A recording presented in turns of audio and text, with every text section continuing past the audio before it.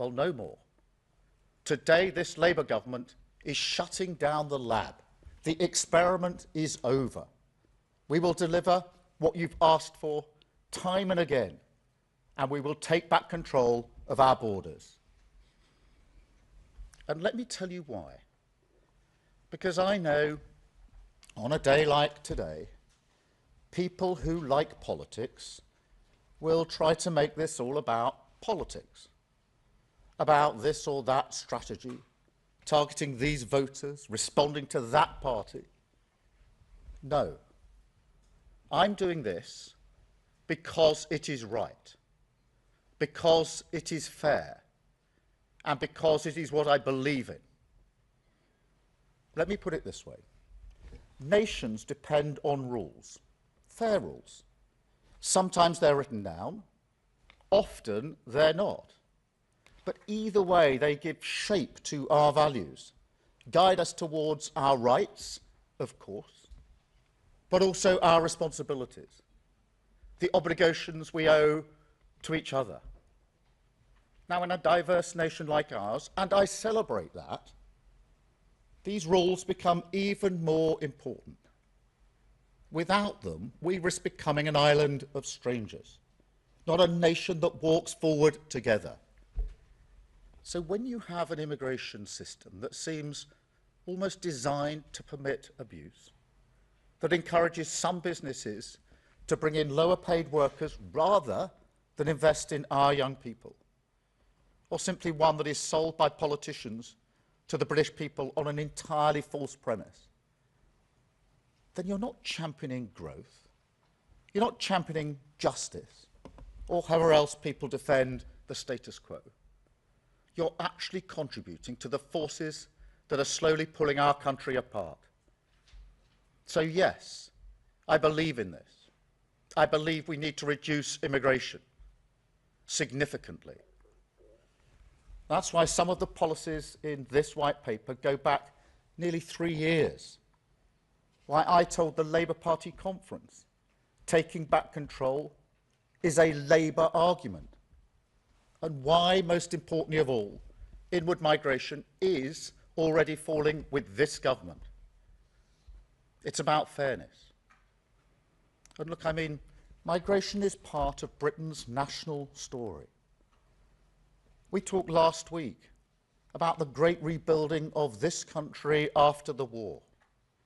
Migrants were part of that, and they make a massive contribution today. And you will never hear me denigrate that. But when people come to our country, they should also commit to integration, to learning our language. And our system should actively distinguish between those that do and those that don't. I think that's fair. Equally, Britain must compete for the best talent in the world, in science, in technology, in healthcare. You can't simply pull up a drawbridge, let nobody in, and think that's an economy that would work. That would hurt the pay packets of working people without question. But at the same time, we do have to ask why parts of our economy seem almost addicted to importing cheap labour, rather than investing in the skills of people who are here and want a good job in their community. Sectors like engineering, where visas have rocketed while apprenticeships have plummeted. Is that fair to Britain? Is that fair to young people, weighing up their future to miss out on those apprentices? To see colleges in their community almost entirely dedicated to one-year courses for overseas students? No, I don't think that it is. And truth be told, I don't think anybody does. Yet that is the Britain this broken system has created. So as this white paper sets out, every area of the immigration system, work, family and study, will be tightened up so we have more control. Skill requirements raised to degree level. English language requirements across all routes, including for dependents. The time it takes to acquire settled status extended from 5 years to 10, and enforcement tougher than ever, because fair rules must be followed. Now, make no mistake, this plan means migration will fall. That's a promise. But I want to be very clear on this. If we do need to take further steps, if we do need to do more to release pressure on housing and our public services, then mark my words, we will. But it's not just about numbers, because the chaos of the previous government also changed the nature of immigration in this country. Fewer people who make a strong economic contribution, more who work in parts of our economy that put downward pressure on wages. So perhaps the biggest shift in this white paper is that we will finally honour what take back control meant and begin to choose who comes here, so that migration works for our national interest. You know, this is where the whole debate is skewed, as if some people think controlling immigration is reining in a sort of natural freedom, rather than the basic and reasonable responsibility of government to make choices that work for a nation's economy. And for years, this seems to have muddled our thinking. But let me be clear, it ends now. We will create a migration system that is controlled, selective, and fair. A clean break with the past that links access to visas directly to investment in homegrown skills, so that if a business wants to bring people in from abroad, they must first invest in Britain, but also so settlement becomes a privilege that is earned, not a right. Easier if you make a contribution, if you work, pay in, and help rebuild our country. Now, some people may even be against that, but I think for the vast majority of people in this country, that is what they have long wanted to see. An immigration system that is fair, that works for our national interest, and that restores common sense and control to our borders. That is what this white paper will deliver. Lower net migration, higher skills, backing British workers. The start of repairing our social contract, which the chaos and cynicism of the last government did so much to undermine. Thank you. I will now take a number of questions from the media. I've got a hopefully accurate list here, starting with Chris Mason, BBC. Thank you. Chris. Thank you, Prime Minister. Chris Mason, BBC News. Let's be clear, are you promising today that net migration will fall every year between now and the next election, come what may? Well, I'm promising it will fall significantly, and I do want to get it down by the end of this Parliament significantly. That is what this plan is intended to achieve, the complete opposite of what you saw in the last 4 years. It is frankly incredible that net migration quadrupled in 4 short years to nearly 1 million. This white paper, these plans bring it back into control, make sure it's controlled, that is selective, that we decide who comes to this country, and that it is fair. And that's what we will do, significant reduction in immigration. And as I've indicated, if it becomes necessary to take further measures, then that's what we will do. Thank you. Robert, ITV. Robert Beston, ITV. Prime Minister, you know that countries that want to grow are in a global race for top talent. Your number one priority is growth. Haven't you shot yourself in the foot by insisting that those who want to be citizens now have to live here twice as long as those who want to be American citizens? And if I may, we've just heard that there will be a 90-day massive reduction in the tariffs that China and America are imposing on each other. Are you relieved that at least temporarily they've laid down their economic arms? Well, let me take both those points, although I'm not encouraging 2 questions each, because we've got to just get through this.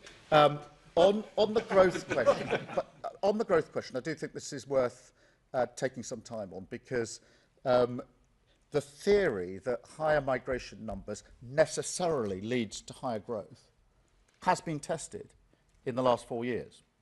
So we've had the highest net migration when the last government lost control to nearly 1 million and stagnant growth. And so that link doesn't hold on that evidence. The second thing is that this white paper is not just a white paper on immigration, it's also a white paper that deals with skills and training. And one of the reasons that we've had stagnant growth, in my view, for years, is because we've underinvested chronically in skills and growth. So by putting skills and growth into the same plan as migration, which is something businesses have been asking for years, you actually answer the growth question as well. And I should say, as a footnote to that, as you heard in the speech and you'll see in the white paper, in relation to high talent, where we want the very best into the country, we will have routes to get that talent into this country. And I think there's real potential for us to do so in the current environment, and we intend to do so. On the question of the China tariffs, I just saw something flash up in the room back there. I'm not across the complete detail. I'm very pleased, obviously, that we struck our trade deal with the US last week, which will be measured in very many thousands of jobs and billions of pounds into our economy. Thank you, Robert. Sam from Sky. Sam.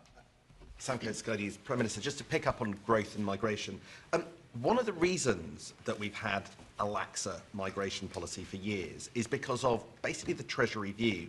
Successive chancellors, their fiscal rules, and the way that that interacts with the official forecasts means it's always been an easy win to have more growth by having more people in the country. What's your message today to the Treasury, to the OBR, and are you doing anything to actually change the way that they work and look at all this stuff and calculate the cost-benefit analysis of growth and migration? Yeah, well, thank you, Sam. Just succinctly, and then adding to the answer I just gave. Firstly, the pure theory, if you like, that simply higher migration numbers necessarily leads to higher growth, I think has been tested in the last 4 years. We quadrupled in actually a very short period of time. And, you know, I think whatever political persuasion you are, it is quite extraordinary that net migration quadrupled in 4 years. We've never seen that before in this country, but growth didn't shift. It stayed stagnant. Secondly, this point about skills and migration, what businesses have been calling out for a long time is link migration to the skills and training that we need in this country. In the past, governments have done sort of knee-jerk reductions without making that link. We're making that link in this paper, which is really important in terms of where we go with the economy, because I do think it's underinvestment in those areas that's caused a lot of the problem. The other thing that the paper is doing is readjusting the model, because it's got to a place now where there's many more low skilled jobs rather than high skilled jobs. So by adjusting the threshold for skills, this allows migration to be in the areas of high skills, which are more likely to make a significant contribution to our economy. Thank you very much, Sam. I've got Gary from Channel 4. Thank you very much, Prime Minister. Have you been on a bit of a journey yourself on this? Did you used to believe that higher immigration led to higher growth? Would Keir Starmer a few years ago have talked about an island of strangers? Are you one of the people who now thinks that Article 8 of the ECHR is actually a problem and not something that's just exaggerated by other people? Well, Gary, thank you very much. I invite you to dig out my conference speech at Labour Party conference. I know you remember them all. But 3 years ago now, I think it was, when I made the very political argument that I've made this morning, which is that take back control, understanding why you need control, selection of fair immigration is a Labour argument. And once you've dug out that transcript, there's then the speech I made to the CBI, I think about 3 years ago, making the same argument in relation to business, saying too many businesses, in my view, are too dependent on migration rather than training and skilling up people in this country. And that was, I was signalling to the CBI then that would change under a Labour government. So there's a core consistency through here. On Article 8, yeah, we do want to ensure that the right balance is made in migration cases in relation to the national interest. There's a balance set out in legislation already. That needs to be adjusted, in my view, and that's what we will do. Thank you, Gary. Chris Hope, sorry. There's a lot of Chris's. Chris Hope, GB News. Prime Minister, we've been here before, haven't we? There have been 3 immigration acts since 2014. the Immigration Act in 2014 and 2016 both aimed to reduce immigration. They both failed. Why on earth should GB News viewers think you're going to succeed? And why not give us a promise right now? Why not give us a fixed target right now, not a promise, so we can judge you on success? The Tories at least did that, but they failed. Well, look, the difference here, this is the most comprehensive plan that has been put forward. It's been forward to end the Tory sort of wild open borders experiment that we have had. You're right about that. And it looks at all routes and it's comprehensive. And it does the hard yards of linking skills and business to what we need to do with the economy. So it's not a narrow look just at the numbers. It puts them in their proper context. On the question, which we do want to significantly reduce migration, I'm absolutely making clear that's what it will do, and that if we need to go further, we will. So that's the promise I make to your viewers. I don't think it's sensible to put a hard-edged cap on it. That has been done in one form or another for the best part of 10 years by different prime ministers. The only thing that links those prime ministers and the various caps or quotas or limits they put in place is every single one of them failed. And therefore, going down the failed route is not a sensible way for me. As with everything that I do, serious, pragmatic, looking at the things that will actually make a material difference. Thank you, Chris.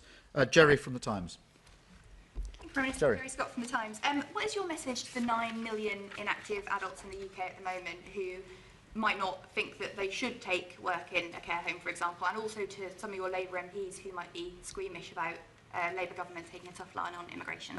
Well, firstly, that's acknowledged within that 9 million there are some people who can't work, and we need to be clear about that from the start. But there are others who can, and as we've set out in our welfare provisions, the principles are clear. Where people can't work and are unlikely to be able to work, they should be protected and supported. But where people can get into work, they should be supported. The current system does the opposite, and so we will support them into work with a £1 billion package, the right to try, and measures like that. And that if you can work, you should work. And I do think that this white paper should be seen in conjunction with what we're doing on welfare. And on squeamishness, I actually think that the Labour Party has as core values the idea that immigration should be controlled, that it should be selective. We should be choosing who we want, higher skills, the high talent routes into our country. And it must be fair. They're basic Labour arguments and concepts for many, many years. Thank you. I've got Jack from The Sun. Jack. Thank you, Prime Minister. You said just now this is a comprehensive plan to bring down legal migration.